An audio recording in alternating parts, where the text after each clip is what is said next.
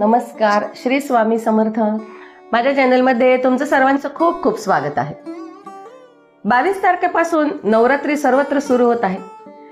तर नवरात्रीमध्ये प्रत्येक घराघरामध्ये कुलदेवतेची पूजा होते आणि प्रत्येकाच्या घरात, बहुतेकांच्या घरामध्ये घटस्थापना होते, अखंड दिवा प्रज्वलित राहतो 9 दिवस आणि आपण कुलदेवतेची पूजा करतो। रोज आपल्या घरामध्ये देवीची पूजा होते। पण ही आपली नवरात्रीमध्ये पूजा करत असताना जर आपण काही या 7 चुका आहेत, जर ते आपण केल्या या 9 दिवसात, तर त्याचे खूप वाईट परिणाम आपल्याला भोगावे लागतात। तर मग त्या चुका कोणत्या आहेत आणि त्यापासून आपण कसं वाचायचं, तर हे आपण या व्हिडिओमध्ये जाणून घेणार आहोत। त्यासाठी हा व्हिडिओ तुम्ही शेवटपर्यंत नक्की बघा।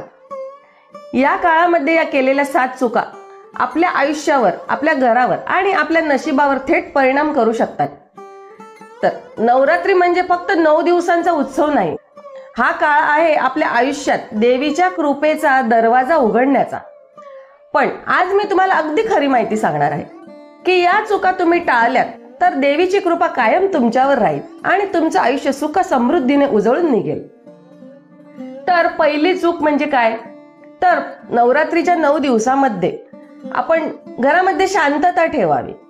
घरामध्ये वादविवाद करू नये, भांडणं करू नये।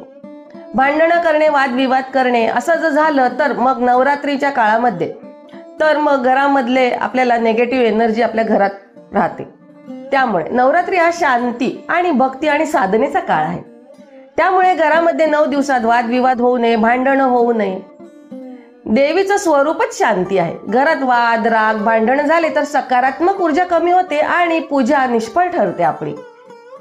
तर त्यासाठी उपाय काय, तर नवरात्री शक्यतो शांतता ठेवावी, प्रेमाने वागा आणि रोज देवी समोर कुटुंब सगळं एकत्र बसून नामस्मरण करा, देवीचा मंत्र जप आहे तो करा।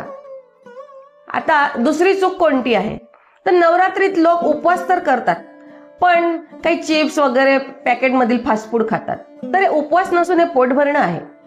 तर उपवासामध्ये फक्त फराळ, दूध, साबुदाणा, शेंगदाणे यासारखे सात्विक आहार घ्या।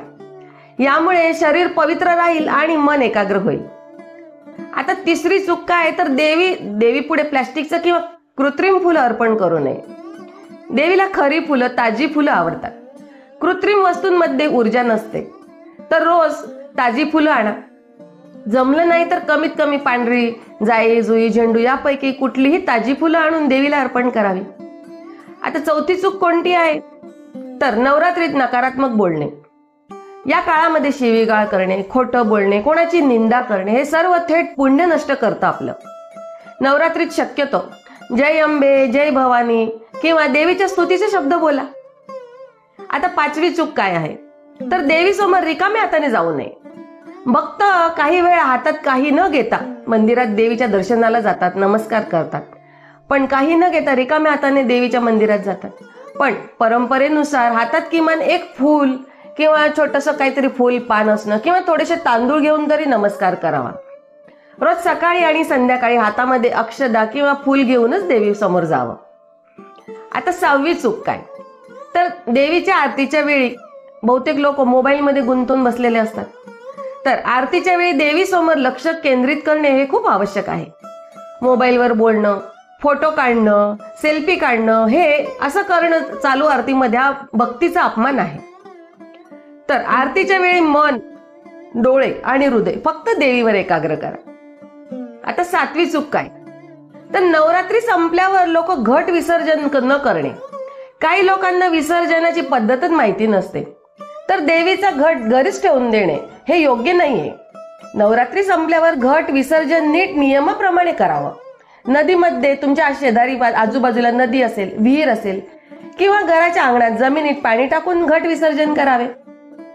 आता या चुका टाळण्याचे फायदे काय आहेत, तर असं या चुका टाळल्या तर तुम्ही जे 9 दिवसात देवीची तुम्ही आराधना केली आहे, जी तुम्ही सेवा, पूजा, भक्ती केली आहे, त्यावर देवी प्रसन्न राहते। घरामध्ये सुख, समृद्धी, शांती आणि आरोग्य प्राप्त होतं।